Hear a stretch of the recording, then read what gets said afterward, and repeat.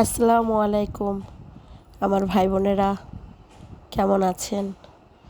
আশা করি ভালো আছেন। কিন্তু আমি আপনাদের বোন ভালো নেই, অনেক অসুস্থ। কণ্ঠটা শুনে হয়তো বুঝতে পারছেন কতটা অসুস্থ। তাই ভিডিও বানাতে পারি না, ভিডিও ভালো করে ছাড়তেও পারি না। একদম পেজের 12টা বেজে গেছে।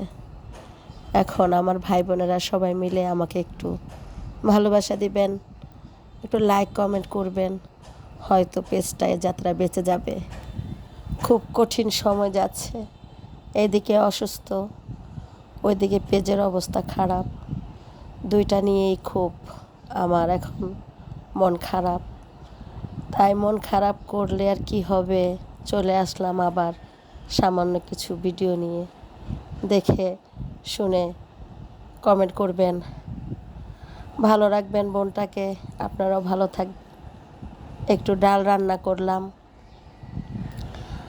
আর একটু কি রান্না করলাম দেখেন, ডাল চচ্চড়ি করেছি আম দিয়ে।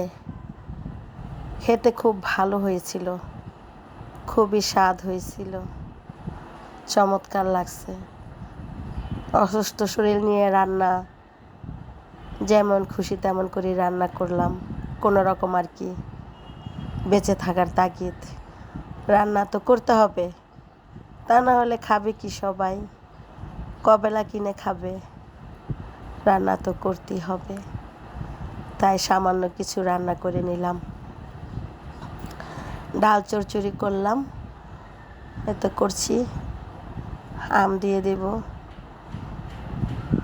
ডালটা শুকায় আসলে একটু আম দিয়ে দিব। এই তো প্রায় সিদ্ধ হয়ে আসছে। আর এইদিকে আমার মশলাটা কষানো হচ্ছে আরেকটা তরকারি রান্না করতে।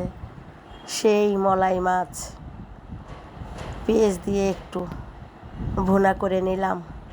কার কার মলাই মাছ পছন্দ লিখে দিবেন।